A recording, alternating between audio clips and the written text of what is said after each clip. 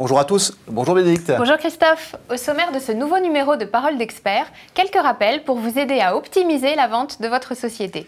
En effet, lors de la vente de votre société, deux choix se présentent. Vendre le fonds de commerce ou vendre les parts sociales. La gestion fiscale et sociale de la cession sera un paramètre déterminant du choix. Selon le schéma retenu, le net vendeur pourra être très différent. Pour mieux comprendre, revenons sur les incidences liées à ces deux possibilités.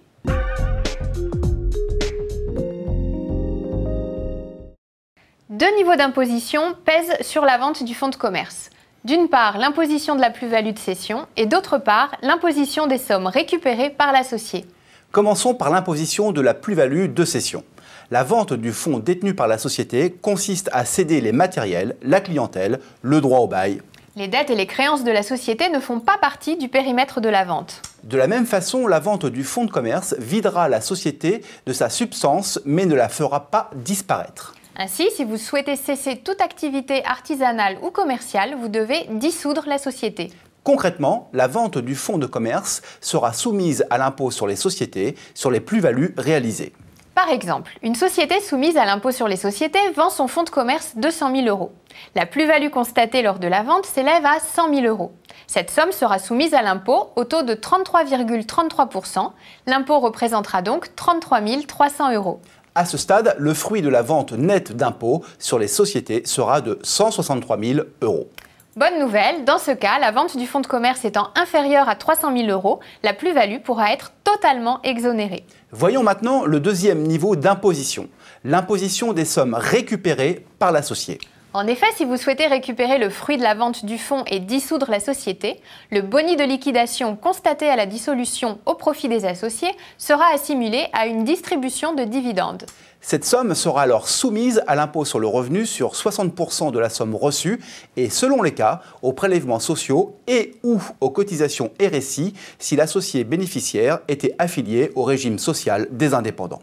Enfin, n'oubliez pas de comptabiliser les frais juridiques liés à la dissolution de la société. L'addition finale peut être lourde. C'est pourquoi il est possible d'opter pour une alternative, la vente des parts sociales.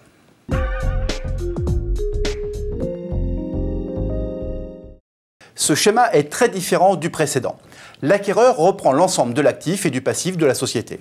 Dans ce scénario, la société perdure au-delà de la vente. Elle a simplement changé d'associé. Fiscalement, pour le vendeur, la vente des parts sociales sera imposable à l'impôt sur le revenu et aux prélèvements sociaux. La plus-value correspond à la différence entre la valeur des parts cédées et leur valeur d'acquisition.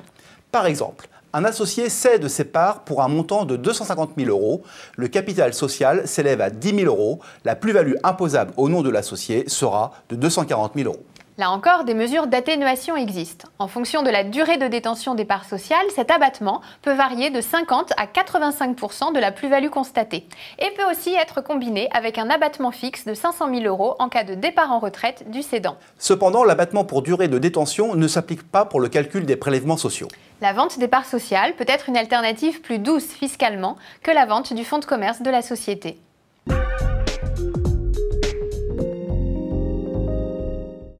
Pour connaître la meilleure solution entre la vente du fonds de commerce ou de parts sociales, il faut sortir sa calculette, faire les comptes et comparer le coût de chacune de ces deux options. Et si vous n'avez pas la passion des chiffres ou si vous n'êtes pas à l'aise avec les subtilités juridiques et fiscales, vous pouvez solliciter votre conseiller d'entreprise. Nous vous remercions de votre attention et vous retrouvons le mois prochain pour de nouvelles Paroles d'experts.